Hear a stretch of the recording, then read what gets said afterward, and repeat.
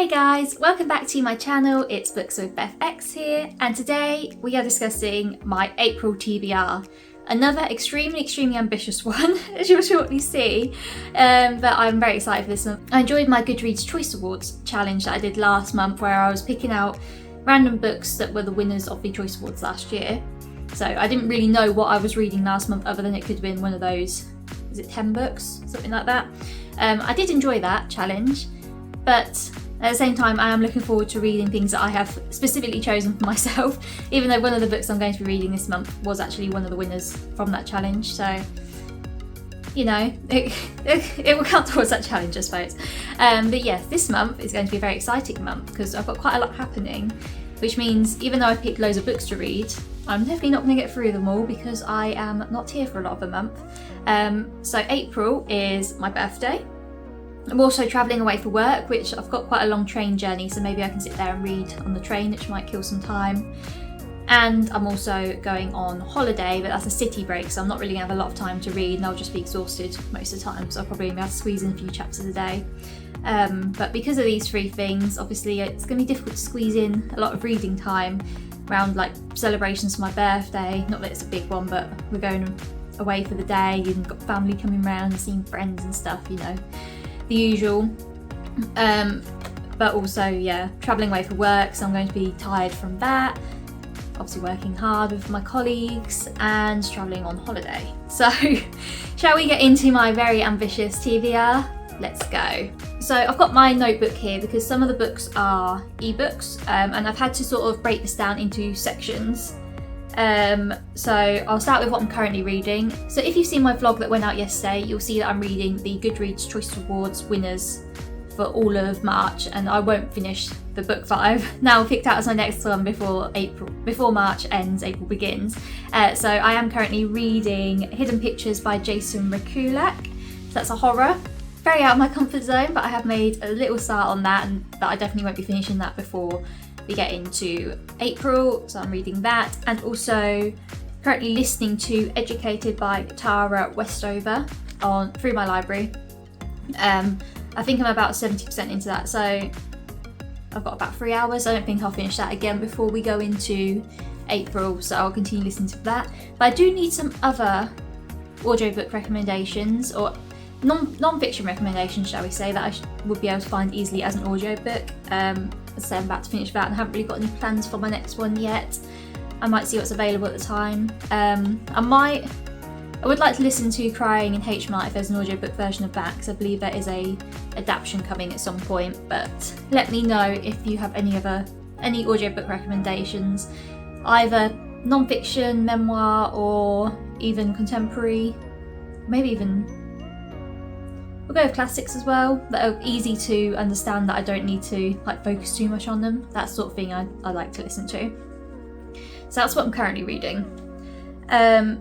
Library wise, so I put some holds on some books which may come available. There's one definitely coming available early in April because it came available to me today, but I pushed it back about a week, so I should definitely be able to read it. I don't like reading 2 books at once, and because I'd already started Hidden Pictures, I didn't want to start this one. So that was Tomorrow and Tomorrow and Tomorrow by Gabrielle Zevin. Now this one, I believe best debut novel or something like that in the Goodreads Choice Awards. So I'm really excited to read this, but as I say, I had to push it back because of Hidden Pictures. So I believe I should be getting access to this on the 5th of April, so I should have finished Hidden Pictures by then, so I can make a start on that straight away. So I'm excited for that. And the final ebook. So I have been sent a book for review via TikTok. It is The Mandeville's Marvelous Marvels by J.E. Miller. So I've been sent a copy of this in return for a honest review, and because it was sent an ebook, I'm planning on reading this while I'm away travelling, because I just need to take my phone with me, then I won't have to carry a heavy book like some of the ones I've got down here next to me. So this sort of seems like it gives off similar vibes as A Night's Circus. It looks like it's a fantasy magical realism style book. It follows 2 characters, Janie and Andrew, who met each other while out travelling and formed a friendship. They decided to team up and start like doing gig work. They're quite good at different circusy style things. So I believe she's like an acrobat or something like that. And they're trying to save up money to go travel to this faraway place, which sounds like an incredible place to visit. And then as they're on their travels while gigging around, they hear of a passing circus who they decide to join, but things aren't quite normal in this circus. So this sounds very, very intriguing. Definitely excited to read it. And yeah, as I say, I'll try and read that probably while I'm travelling around. That's quite apt, isn't it? I'll read that while I'm travelling about, but yeah, should be something that I will enjoy. So considering I only aim to read about 4 to 5 books a month, and that's already 4 books, this is going to be a very ambitious reading month, and I'm definitely not going to get through all these. But the first physical book that I want to read, and this would have been the first book I'll read next month if Tomorrow and Tomorrow and Tomorrow hadn't become available so early, but it is A Day of Fallen Night by Samantha Shannon. And once again, I will say I don't really know much about this other than it being an incredibly massive epic fantasy, which is my genre. I believe it's sapphic or LGBTQ plus as well, which is even better. But I don't want to know much going into this. But as you can see, it is huge, and I really don't want to be travelling with this. So I need to get this read before I start going away all over the country and then over Europe. But this, it just looks amazing. And I have decided I'll read the prequel first, just based off what I've seen online. Everyone's saying if you haven't read either of them, read this first and then go on to the first one, the Priory of the Orange Tree. So probably will read that next month, in May maybe. No, definitely will read it in May, because I know I've heard amazing things about that, and I've heard even more amazing things about this one, so I know I'm going to love both of them. So very excited for this. And next I've got a book that I'm carrying over from my February TBR because I never got around to it, and that is Recursion by Blake Crouch. So I loved Dark Matter by him. It made my top 5 of 2022, and I've heard really good things about this. At first, it looks like a disease, an epidemic that spreads through no known means, driving its victims mad with memories of a life they never lived. But the force that's sweeping the world is no pathogen. It's just the first shockwave unleashed by a stunning discovery, and what's in jeopardy is not just our minds. This just sounds amazing. I love mystery thrillers that have the sci-fi element to them. So this is right up my alley, and I'm so excited to read this. I actually bought my dad both this one and Dark Matter, because you can buy like the collection because they both match up, for Christmas, because I know that it's the sort of thing he'd love as well. It's kind of like a dad sci-fi thriller type style book, and I believe they're actually adapting Dark Matter, but I think it's going to be Apple TV Plus, so I'm not sure I'm going to watch that. But I've even tried to get my other half to read these. I might bring them on holiday with me if we go on that long-awaited summer holiday that we're planning on doing, and try and force him to read them, so I think he'd really enjoy them. But yeah, really want to read this. Hopefully I will finally get to it this month, but we shall see. I mean, it's not going to be as heavy to travel with as some of the others, so we'll see. And then the next one is one that I actually hauled last month, or in March, and it is Kindred by Octavia E. Butler. Now I explained this in my book haul video, so I can always link it here if you want to go back, but this sounds very, very interesting, and I've wanted to read an Octavia E. Butler for the longest time now, for probably about 2 or 3 years. And so in this is a sci-fi with time travel elements. You see, it's linking up with what I read read in the month of March. I keep getting my months mixed up.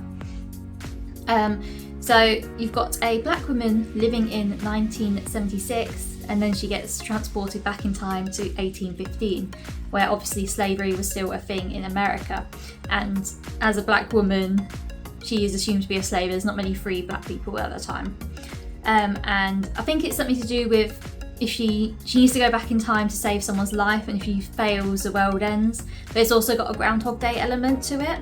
So it sounds very, very interesting, very, very excited to read this. And I mean, it's so short, I definitely can travel with this one if I haven't got any ebooks on the go. But yeah, I'm so excited to get around to this. And if I love this, I'm sure you'll see much more of Octavia E. Butler on my channel, because I really want to read her dystopian books. I believe she's got, what one is it? Is it something the Sour, Priory of the Sour or something like that. So yeah, I really want to read those. And then the final book's actually a reread for me, and it is The Kiss of Deception by Mary E. Pearson. Now, I read these for the first time back in 2017, so 6 years ago now. I can't believe how fast time has gone. And I really enjoyed these. These are probably more of that fantasy romance angle. But I love these. And so my story behind wanting to read this is I gifted my best friend these, I think it was Christmas 2021, because I thought she would love them. I was trying to get her into fantasy, and this is quite an easy way of getting into the genre, I found. And she has read all of these and the 2 spin-offs, which is even beating me because I've only read the first of the spin-offs. Because I do this thing where I can't buy a new book if the rest of my books are paperback like this in the series. I want all my books to be paperback, and I couldn't get, is it Dance of Thieves or Bower of Thieves? Whatever the second one in the duology is, I couldn't get that in paperback for like 2 years or something like that. So by the time I wanted to buy it, I completely forgotten what had happened in the story. So I want to reread these basically. So what does this follow? So in this you have a princess who's due to marry a man, a king from a far off a prince from a far off kingdom. But she's never met him before and she doesn't want to marry him, so she runs away. And that was on her wedding day. She runs away on her wedding day, and she is followed by both this prince and an assassin who is sent to kill her. And throughout the story, until about halfway, you don't know which is which is quite interesting. And I don't think I'll even remember rereading it, who is who. I remember when my best friend did it for the first time, she was like, "What? I thought it was the other way around." So I was like, yep, I didn't want to give that aspect away to her. But this is such a fun story, and there's a lot of travelling, and I love, like, look at the world, look at the map. You can't not appreciate that map. I love a good map. I think they're both the same on both sides, yeah. But I would say it's probably a YA fantasy, so quite easy. It's not that long. Well, it's actually about 500 pages. That's very deceptive. And my version's nice and floppy. So yeah, I'm very excited to reread these because I want to get to that final book, and I want to be able to talk about it with my best friend, because I have a memory like a sieve when it comes to books. I love books, but do I remember what happened in most of these behind me? Probably not. But yeah, very excited to get to that. So that is it for my April TBR. Yes, I am planning on reading 8 books. Will I read all of them? Definitely not. Not with the size of A Day of Fallen Night. That's classed as 2 books in itself, isn't it? It's like 800, 900 pages. And then the travelling as well. Way too ambitious, but we always need something to aim for. I don't like not having a book on the go. So I've got quite a few. And on my Kindle, which is over there, and on my phone. So we like having something to read. So yes, I hope you enjoyed. Have you read any of these? I would love to know your thoughts on any of them, but I'm very excited to read all of them, so even if you hated them, I'm still going to read them. But yeah, let me know your thoughts on those, and I will see you in my next video, which will probably be my wrap-up, which I'm hoping to upload on Sunday. So you can see the full results of my Goodreads Choice Awards challenge and whether I will do it again or not. We shall see. So thank you for watching. I hope you enjoyed. Please follow my BookTok and my Bookstagram. The links are in the description, as well as links to my Goodreads and my Storygraph if you want to follow me on there. Entirely up to you, you don't have to, but I like seeing all your updates on the feeds and so on. So yeah, thank you for watching, and I'll see you in the next one. See you later.